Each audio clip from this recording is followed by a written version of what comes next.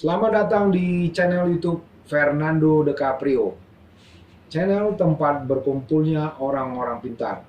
Kata orang bijak, orang pintar ketemu dengan orang pintar. Orang pintar tidak akan ketemu dengan orang bebal. Pada hari ini, saya mengundang teman saya, bro saya, AA saya, yang sudah lama halang melintang di dunia peradilan. Beliau saya kenal sejak tahun 2006 ketika waktu itu kami sama-sama belajar bagaimana menjadi seorang advokat. Beliau juga sebagai senior partner di law firm Fernando Silailain Partners. Beliau sangat piawai dalam penanganan kasus-kasus tanah. Jadi kalau ada kasus tanah, saya sering berbincang kepada beliau, meminta pendapat hukumnya bagaimana dalam penanganan kasus tanah tersebut. Untuk itu, saya akan memanggilkan bro saya, sahabat saya sejak tahun 2006. Inilah dia, Bro Aan Maulana. Selamat datang, Bro Aan. Selamat datang, Bro. Gimana kabarnya, Bro? Sehat, sehat, alhamdulillah. Gimana, Bro? Sehat? Sehat. Udah lama kita nggak ketemu ya? Udah lama. Gue liat lu makin kinclong aja tuh. Oh, siap. siap, Bro. Ya, melihat kondisi beginilah, Bro. Oh, siap. Tadi saya minta Bro Aan tuh sebagai narasumber, padahal beliau ini tadi bersidang di Pengadilan Negeri Jakarta Pusat. Tapi itulah dia komitmen beliau selaku sahabat teman lama. Jadi dia bilang, siap untuk mengisi channel YouTube lu, gua siap-siap aja. Siap. Terima kasih, Bro, atas undangannya, Bro. Kita sebagai rekan ya otomatis lah harus membantu sesama rekan. Siap. Biar channel ini semakin berkembang dan semakin sukses selalu ke depannya. Siap. Ya. Bro, ini kan channel kita ini kan tempat membangun pengetahuan terhadap masyarakat yang tidak mengerti hukum, yang buta hukum. Karena banyak juga peristiwa di luar sana masyarakat tuh dibodohin atau diperdaya oleh aparat penegak hukum. Ya, di channel kita ini kan bukan channel hoax. Ya, bukan channel yang mempertunjukkan kehidupan-kehidupan yang gak jelas, glamor-glamor. Tapi kita memberikan pemberdayaan kepada masyarakat agar masyarakat semua melek hukum. Siap. Gua pernah dengar lu, Bro, nangani kasus, dan memang gua tahu lu penanganan kasus khususnya spesialis tanah. Kan begitu. Siap. Nah, gue mau minta lu kasus apa sih yang pernah lu tangani, berbagi ilmu pada masyarakat ya, supaya masyarakat melek terhadap hukum khususnya kasus pertanahan. Kasus yang ya, gimana lu, Bro? Terima kasih sebelumnya. Pada dasarnya di sini bukan kita menggurui ya, kita bersharing aja kan. Siap. Sharing artinya. Ini yang gue suka dari lu tuh. Ya. Lu nggak pernah mau, wah gue gak ngerti itu. Ada banyak orang gue ngerti. Nah ini lu bilang tidak mengguruin, kita sharing-sharing aja. Siap. Main kan, Bro. Artinya kan kita di sini dengan YouTube ini kita bersharing, saling menutupi satu dengan yang lain. Mudah-mudahan kedepannya bermanfaat dengan sharing ini kan. Siap. Khususnya untuk saya pribadi dan umumnya buat hak layak ramai kan. Siap. Banyak sih kasus tanah yang saya pernah tangani. Pada dasarnya ya pernah di pengadilan negeri dan pengadilan tata usaha negara. Oke. Artinya banyak kasus-kasus tanah yang terjadinya overlap, tumpang tindih terhadap bukti kepemilikan hak atas tanah itu sendiri. Overlap. Artinya dalam satu bidang tanah itu terdapat dua bukti kepemilikan. Wow. Nah, dua bukti kepemilikan, satu sisi ada yang memiliki sertifikat hak atas tanah, satu sisi masih hak milik adat yang belum bersertifikat. Nah, ini nih baru-baru ini ada kasus artis yang ternyata tanahnya dijual, lalu ternyata di dalam di atas tanah itu ada sertifikat lain. Nih kalau ada artis yang nonton channel YouTube Fernando DiCaprio, silakan komen kalau mau membeberkan kasusnya atau mau minta pendapat hukum, silakan. Ini Kang Aan Maulana, spesialis tanah, yang saya tahu dia luar biasa nangani tanah ya. Silakan bro, gimana bro? Sering kita jumpai praktek-praktek mafia tanah Oke. yang terjadi. Artinya banyak hal yang terjadi di sini karena mungkin figur.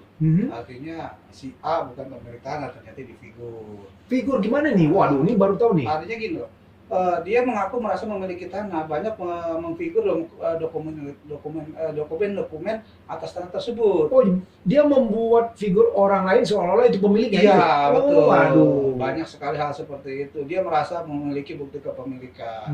Nah, ini sering terjadi gitu, sehingga sering terjadi ketimpang tindihan atau permasalahan terhadap tanah-tanah yang ada. Kalau membuat figur itu berarti kan membuat dokumen palsu dia. Ya, intinya seperti itu. Iya kan? Ya. Kalau dokumen palsu berarti kan seolah-olah si X ditimbulkan untuk seolah dia pemilik lahan itu, Ya, gitu ya. betul. Nah, itu bagaimana bisa terjadi seperti itu kan? Dia berarti harus membuat KTP, lalu dia bikin surat keterangan lain. Nah, itu gimana tuh, bro? Biasanya itu sering terjadi artinya ya seperti apa yang pernah Lei sampaikan kan. Mereka banyak memfigur KTP yang merasa disamakan dengan pemilik tanahnya. Bahkan alas hak bukti kepemilikan pun mereka figur juga, gitu, dengan cara ya nggak tahu lah teknik mereka lah. Artinya, tapi KTP kan sekarang udah eKTP elektronik. Ya, harusnya kan satu orang tuh punya satu KTP. Ya. Nah, kok bisa artinya di atas lahan itu namanya si X, lalu ada orang lain mengaku nama si X. Berarti kan diterbitkan KTP atas nama si X, padahal itu bukan dia. Betul. Itu kok bisa tuh? Berarti banyak permainan dong oknum-oknum. Ya, kejadian itu sebenarnya begini, bro. Biasanya sih itu kejadian lama seperti itu. Yang dulu sebelum ada XKTP, banyak figur-figur seperti itu. Oh, gitu. Sebelum ada KTP elektronik ini. Ya, Oke. Ya, terus satu sisi juga kan kadang-kadang begini, bro. Kadang-kadang kasus-kasus tanah juga terjadi. Artinya banyak yang orang tuanya udah menjual, gitu kan. Menjual, ternyata ahli waris yang lainnya, artinya setelah orang tuanya meninggal, banyak lah dari ahli waris cucunya tidak merasa menjual tanah tersebut, padahal orang tuanya sudah nyata-nyata menjual, gitu.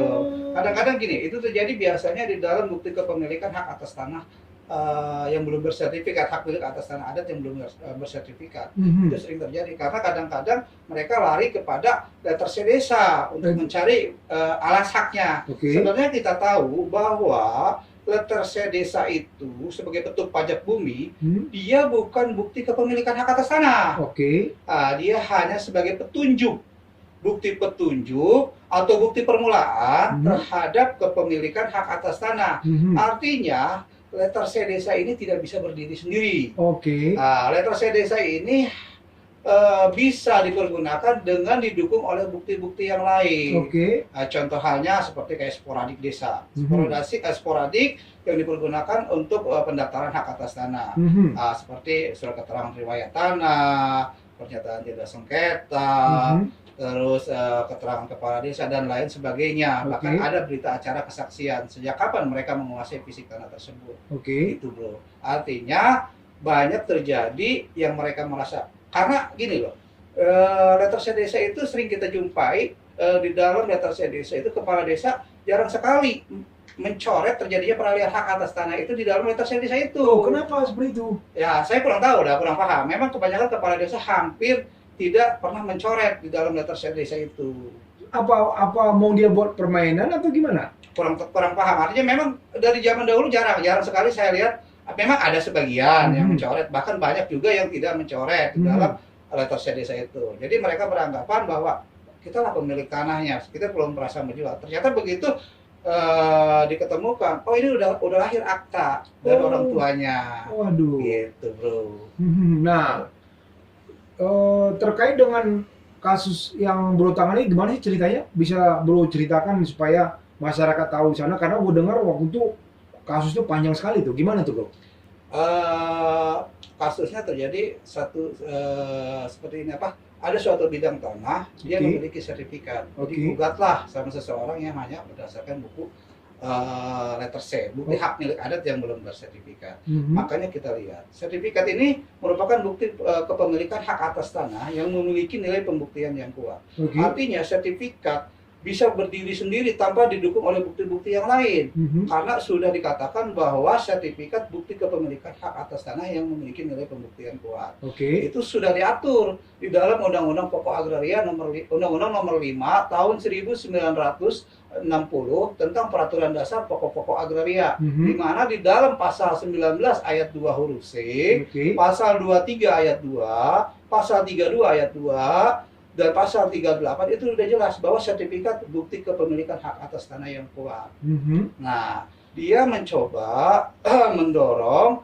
bahwa saya pemilik hak atas tanah tersebut dengan bukti kepemilikan hak milik adat yang belum bersertifikat. Mhm. Sudah saya katakan tadi bahwa bukti kepemilikan hak atas tanah milik adat yang belum bersertifikat, dia tidak bisa berdiri sendiri. Oke. Dia harus didukung oleh bukti-bukti lain. Mhm. Ya, karena apa? Karena dia bukan bukti kepemilikan hak atas tanah. Aha. Dia hanya sebagai petuk pajak bumi dari zaman Hindia Belanda. Oke. Karena kita tahu di dalam zaman Hindia Belanda itu ada dua sistem pendaftaran pendaftaran tanah untuk legal kadaster dan pendaftaran tanah untuk fiskal kadaster. Oke. Nah, untuk hak warga negara Indonesia dan khususnya Bumi Putra itu diaturnya di dalam petuk pajak bumi. Untuk penertiban hak-hak dicatatlah di dalam petuk pajak bumi, Oke. disebut dengan fiskal kadaster. Oke. Nah, untuk seperti hak ehandom, hak apa, itu dibuatkanlah sertifikat hak ehandom atau sertifikat lama produk Belanda yang menjamin kepastian hukum. Mhm. Artinya fiskal kadaster itu tidak menjamin kepastian hukum, gitu, karena untuk pajak. Makanya dia hanya sebagai bukti permulaan. Oke. Ketika suatu timbul permasalahan, dia dijadikan, atau untuk penerbitan sertifikat, dia hanya sebagai bukti permulaan. Artinya harus didukung dengan bukti-bukti yang lain, bro. Oke. Jadi yang Bro tangani waktu itu kasusnya dia menggugat berdasarkan Giri C. Ya. Giri C kepada klien Bro Ya. yang sudah memiliki sertifikat Betul. hak milik. Betul. Gimana apanya, Bro? Artinya gini, bisa karena sertifikat itu bukti kepemilikan yang bukti yang memiliki kekuatan, memiliki bukti kekuatan, tetapi sertifikat juga bisa dibatalkan. Oke. Sepanjang di situ terjadi beda luas, ada pemalsuan atau cacat di dalam proses pembuatan sertifikat. Artinya Oke. di dalam warka itu jelas. Nanti kita buka warka di BPN. Apakah memang ada suatu pemalsuan, ada suatu kelalaian dalam penerbitan sertifikat atau ada asas-asas kecermatan yang dilanggar oleh pihak UPA, salah satu pemerintahan yang baik. Iya, iya. Nah itu apa aja tuh dasar-dasar penelitian sertifikat supaya masyarakat di luar sana mengerti juga ya, nanti ketika ada gugatan itu kan masyarakat tahu, oh iya saya terbit sertifikat ini haknya ada, dari mana terbitnya. Kayak mungkin kalau di Sumatera Utara, di kampung saya, Bro, itu kalau saya nggak salah itu zaman dulu ada namanya keterangan sultan. Ya. Nah, dia Pak. Kalau di sini kan di Pulau Jawanya Giri, Ya. letter C atau agendum verbonding. Ya. Nah, itu dasar penerbitan apa itu? Saya ada pernah baca tuh di peraturan Menteri Agraria ya, di pasal 60 itu, Bro. Apa aja tuh, Bro? Apa ya? Artinya gini, di dalam pasal 60 Undang-Undang Pokok Agraria, peraturan Kepala BPN, BPN nomor 3 tahun 1997 itu Oke. merupakan pelaksanaan dari peraturan pemerintah nomor 24 tahun 1997 tentang pendaftaran tanah. Oke. Nah, itu keterkaitan, keterkaitan dengan pasal 24, PP 24 tahun 1997, dan keterkaitkan lagi dengan pasal 60 kepala peraturan Menteri Negara Agraria nomor 3 tadi tahun 97 Iya. tentang pelaksanaan PP 24. Oke. Nah, di situ jelas bahwa letter C bukan bukti kepemilikan hak atas tanah. Artinya dia tidak bisa berdiri sendiri, dia harus didukung dengan bukti-bukti yang lainnya. Karena dia hak-hak lama yang belum hak atas tanah lama, hak milik adat yang belum bersertifikat. Nah, proses itu dilakukan bagaimana seorang warga negara Indonesia untuk mengajukan pendaftaran tanah. Oke. Nah, artinya tanahnya diajukan ke BPN untuk dilakukan pensertifikatan hak atas tanah. Nanti dengan adanya sertifikat hak atas tanah, maka dia memiliki bukti kepemilikan hak atas tanah yang kuat. Nah, kejadian dengan kasus tadi, artinya makanya kita lihat dulu penerbitan sertifikat ini cacat enggak? Nah, itu dia. Nah, apakah melanggar asas-asas umum pemerintahan yang baik? Dalam hal ini tidak cermat atau berbeda adanya manipulasi atau pemalsuan atau apa terhadap warga, ya kan? Adanya beda luas atau seperti apa, makanya bisa diajukan gugatan. Gugatan itu bisa diajukan juga, Bro. Ada tenggang waktunya 90 hari. Sejak sertifikat itu diketahui. Oh, berarti itu kan di gugatan ditun ya? Ya, gugatan pembatalan itu, ya? pembatalan sertifikat hak atas tanah tersebut. Karena ada keputusan keputusan aparatur pemerintah yang melanggar asas-asas umum pemerintahan yang baik itu AUPB. Nah, kalau memang sudah melewati lebih dari 90 hari bisa diajukan ke gugatan ke pengadilan negeri. Artinya sertifikat itu bukan dibatalkan. Artinya sertifikat itu cacat demi hukum. Nah, inilah ya, jadi seorang pengacara yang baik itu dan mengerti, dia tahu celahnya di mana. Ini bro saya ini karena memang spesialis dia tanah. Saya selalu diskusi sama dia, kalau ngurus tanah saya tanya, ini gimana bro, di mana celahnya? Nah, dia udah jelaskan tadi, sekiranya penerbitan sertifikat itu dianggap bermasalah atau cacat, dalam waktu 90 hari sejak diketahui itu dapat digugat di Pengadilan Tata Usaha Negara. Tapi kalau sudah tenggang waktunya melewati 90 hari, silakan digugat di Pengadilan Negeri, tempat kedudukan dari tanah tersebut. Ya, itu sesuai dengan pasal 118 HIR. Ya, terus gimana bro gugatan itu bro? Gugatan itu kan masih berproses sekarang, masih berproses. Artinya untuk tingkat pertama petun dia kalah karena tidak membuktikan. Oh, jadi dia gugat di TUN waktu itu. Kalah. Di PT juga kalah karena di PN kalah. Bukan, di petun tingkat 2-nya berarti. Oh, dia banding. Kalah juga karena memang tidak ada proses cacat demi hukum penerbitan sertifikat itu. Gitu. Jadi artinya memang seperti sertifikat itu tidak pernah terjadi di dalam warkanya itu memang murni dia pemilik tanah, tidak pernah ada pemalsuan dan tidak pernah ada asas-asas pemerintahan yang baik yang dilanggar oleh pejabat itu sendiri. Oh, berarti bro di situ di pengadilan tuntut sebagai turut tergugat. Tergugat ya. Tergugat. Intervensi kita. Intervensi ya. Iya. Oh. Karena tergugat BPN dong. BPN ya. Karena BPN yang mengeluarkan sertifikat tersebut. Betul. Berarti bro intervensi itu ya. Siap. Nah, jadi supaya juga pemirsa channel Fernando Caprio tahu kedudukan kita, misalnya di dalam suatu perkara, kita tahu apa kita sebagai tergugat, apa sebagai intervensi atas kasus kita, kan begitu. Jadi di sinilah di channel YouTube Fernando Caprio ini saya mengundang orang-orang memang yang pakar di bidangnya. Jadi seperti kata Bro Aan tadi, bahwasanya mereka menang di tingkat pengadilan TUN tingkat pertama, lalu mereka lawan banding, sekarang mereka kasasi lagi. Kasasi ya. Nah, terkait dengan itu, apakah Bro ada melakukan upaya hukum terhadap apa yang mereka lakukan terhadap klien Bro? Kita mengikuti proses dia karena mereka mengajukan memori, kita membuat kontra dong. Artinya menanggapi apa yang mereka ajukan di dalam memorinya. Ya. Nah, makanya kan kita di sini pentingnya suatu intervensi. Artinya hak-hak kita harus benar-benar dijaga kan. Iya, iya. Artinya ketika memang kapasitasnya sebagai tergugatnya BPN, kita harus masuk. Kalau kita tidak masuk sebagai intervensi, hak kita tidak bisa terwakili. Artinya kita harus bantu BPN dong. Oh, iya. Kalau nggak dibantu nanti BPN, gua udah perjuangkan lu nggak paham betul, gua tinggalin aja gitu ya. Betul. Artinya kan ketika misalkan kita tidak masuk sebagai intervensi, berarti hak kita hilang dong. Iya, iya. Artinya ketika keputusan tata usaha negara itu menyatakan bahwa sertifikat tersebut dicabut, dibatalkan, secara hukum kan hak atas tanah dan bukti kepemilikan dicabut kan? Iya, iya. Kita tidak memiliki apa-apa. Nah, sini pertanyaan, dari mana biar tahu pemirsa kita nih ya, dari mana bro tahu bahwasanya bro digugat TUN?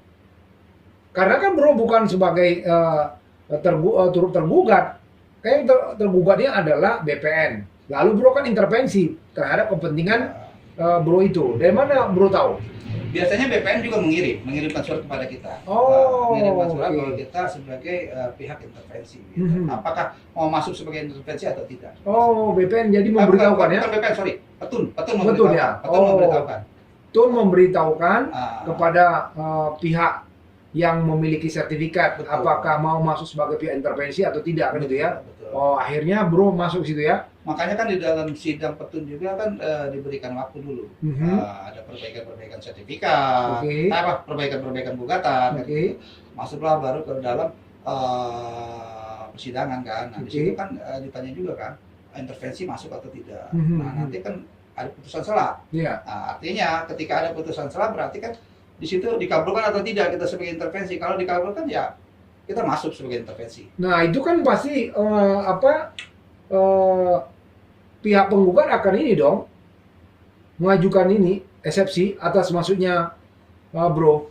Oh iya, iya. Nanti kan ketika udah ada itu pasti kan kita di dalam putusan sela itu kan dikabulkan atau tidak. Biasanya sih rata-rata kalau yang namanya intervensi itu dikabulkan ya. Dikabulkan karena hak seseorang gitu, untuk membelakan hak-haknya. Gitu. Ya. Jadi itu dia ya. Jadi bro ini masuk sebagai pihak intervensi untuk melindungi hak-hak dari kliennya ya. Jadi nggak semua pengacara tahu alur-alur bagaimana cara menggugat di peradilan tata usaha negara. Selain yang kasus itu bro, kasus apa lagi yang lu tangani? Karena gua pengen banget menggali kasus masalah pertanahan karena banyak sekali nih sekarang di Republik ini. Kemarin tuh ada lagi tuh, bahkan tadi waktu saya dari Pengadilan Negeri Jakarta Utara ada orang demo di atas mobil pickup, kayaknya orang tua. Jadi mereka juga timbul sertifikat atas tanah dan bangunan mereka. Mereka tadi demo kayak mau ke istana. Saya lihat, waduh, kasihan banget nih. Kemarin juga ada orang datang sama kita terkait jual kasus tanah juga. Ini mafia tanah luar biasa di mana. Padahal ya, kita nanti kalau dipanggil Tuhan larinya ke tanah. Betul. Jadi jangan macam-macam sama tanah. Betul. Iya kan? Pasti kira diuruk sama tanah juga. Betul. Jadi kalau kita masih bohong-bohongan tentang lain, mungkin kata orang dikesampingkan nggak apa-apa lah. Tapi kalau kita bohong-bohongan tentang tanah, sementara kita sudah nanti kalau meninggal dimasukkan ke dalam tanah, bisa ditolak katanya. Benar nggak tuh bro?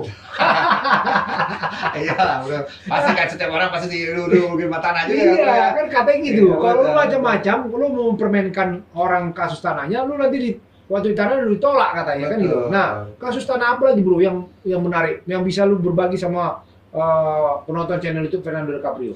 Biasanya gitu, banyaknya overlap atau tumpang tindih terhadap bukti kepemilikan. Yang kedua, banyak juga sengketa kepemilikan hak tanah ya dasarnya memang gitu. Artinya sengketa kepemilikan ya timbul karena satu sisi memegang bukti kepemilikan, satu sisi memegang bukti kepemilikan. Berarti kan jadi suatu sengketa. Ya. Itu ya sering terjadi biasanya kasus tanah.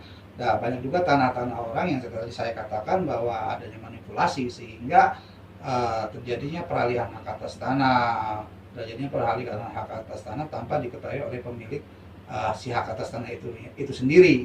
Dia banyak memanipulasi, itu sering terjadi. Bahkan ya masalah tanah biasanya sengketa waris, waris antara keluarga karena memang pembagian waris terhadap tanah-tanah itu sendiri jadi sesuai porsinya kadang-kadang itu. Secara muslim harus seperti apa, secara non muslim harus seperti apa pembagiannya kan nanti diatur dalam undang-undang tersendiri. Mungkin kalau secara muslim kita kembali lagi ke KHI ya, KHI kompilasi hukum Islam. Itu sudah jelas diatur di kompilasi hukum Islam. Iya, bagian untuk wanita berapa, bagian untuk laki-laki berapa itu diatur. Masalah pembagian terhadap hak-hak terhadap kepemilikan dari waris. Iya, dari waris. Dari si pewaris itu sendiri kan. Si pewaris meninggal berarti lari kepada ahli waris itu sendiri kan. Nah, nanti mungkin kalau muslim dia lari ke pengadilan agama kan gitu. Situ ditentukan jumlahnya berapa kan. Nah, kalau mungkin kalau untuk yang non muslim lari ke pengadilan negeri. Iya. Itu aja, Bro. Karena sesuai dengan KUHP. Iya, betul. Karena kita bermuara masih pada dalam KUHP atau BW kan. Betul. Nah, itu untuk golongan Tionghoa ya, dan non bumi putra kan ya. Bumi putra. Ya, itu bro. Nah, bro, kalau misalnya kasus tanah yang terjadi kemarin tuh ada yang bekas menteri, ya kan?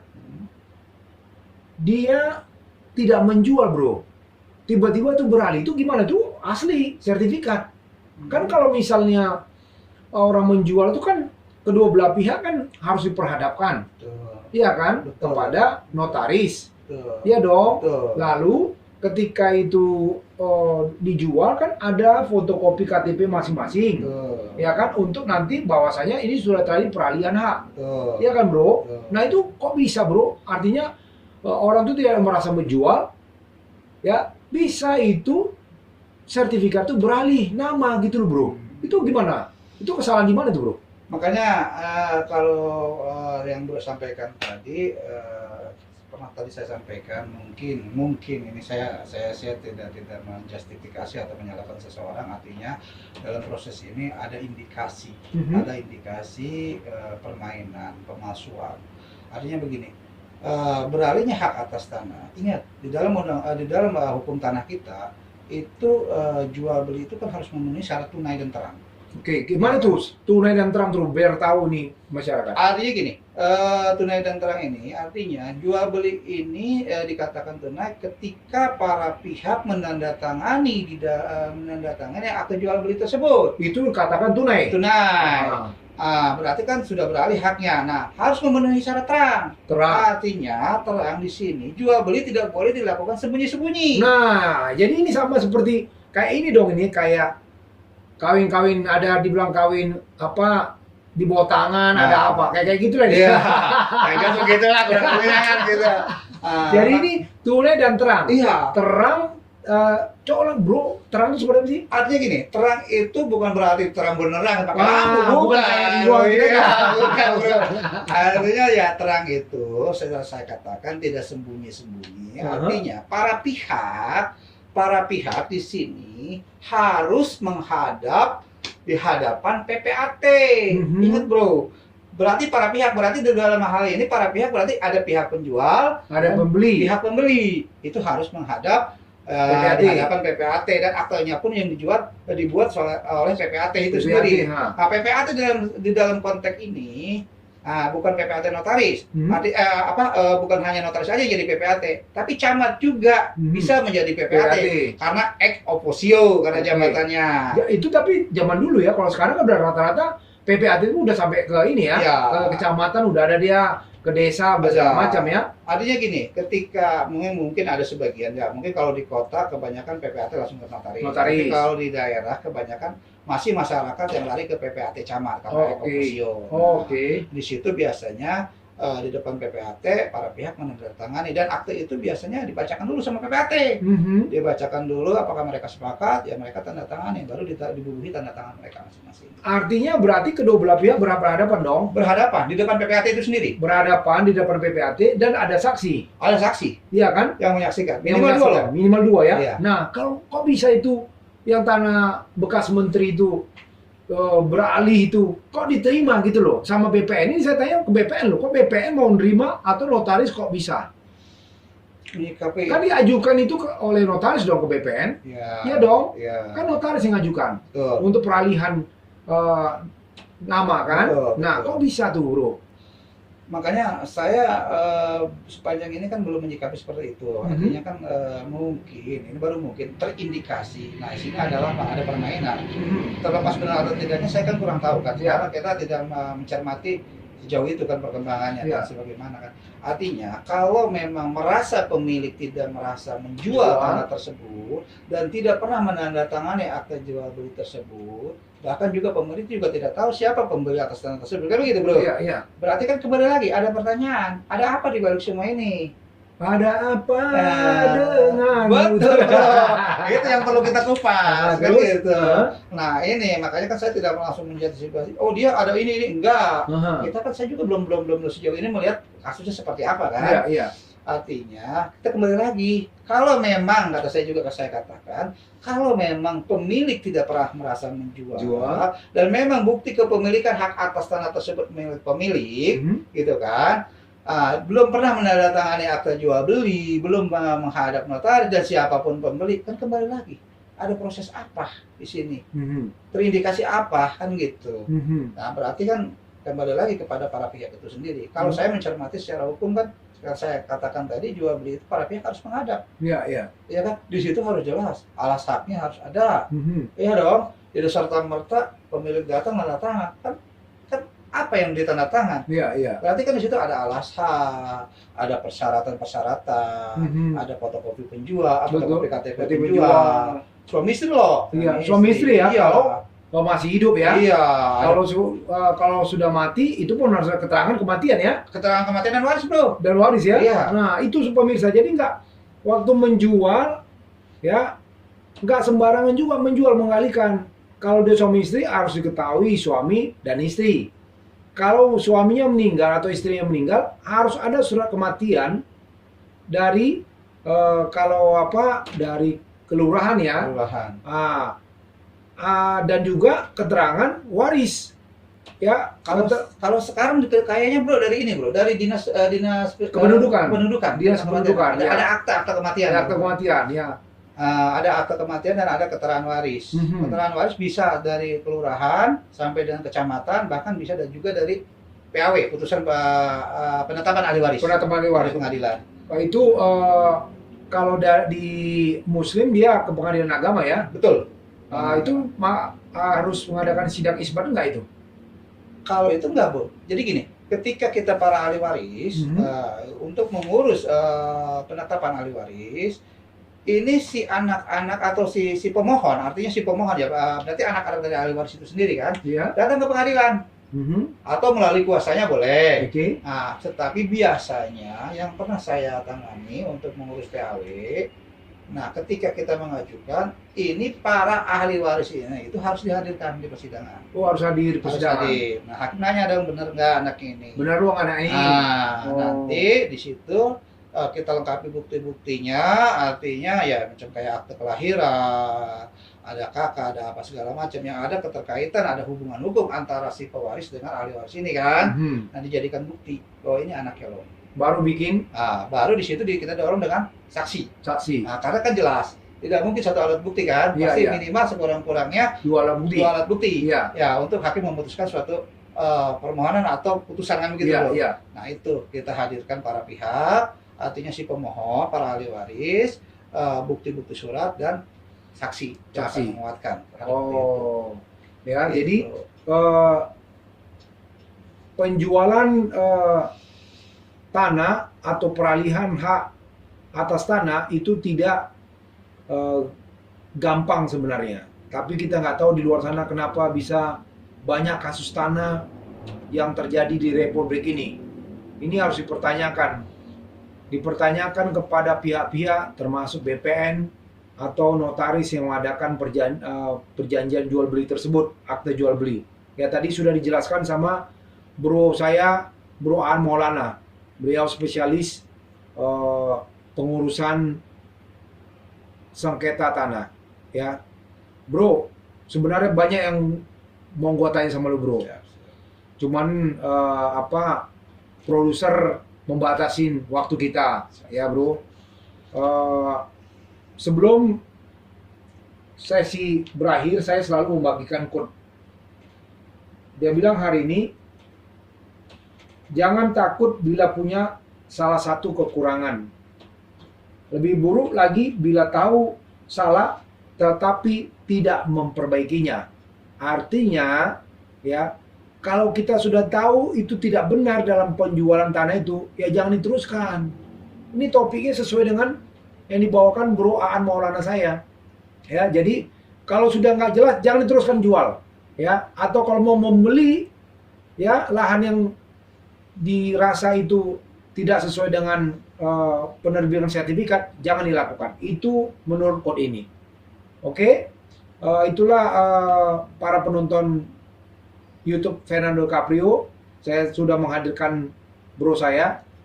Terima kasih bro atas kedatangannya. Apa yang bisa bro sampaikan buat para pendengar channel YouTube Fernando Caprio? Ya, coba terima kasih atas undangannya.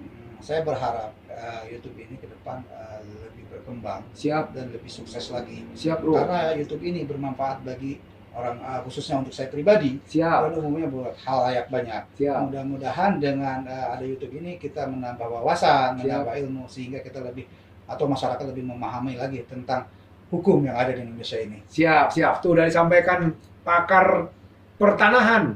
Ya, tetaplah stay tune di channel YouTube Fernando Caprio, karena channel ini tempat berkumpulnya orang-orang pintar. Terima kasih bro atas kedatangannya bro. Terima kasih. Jaga kesehatannya bro. Siap.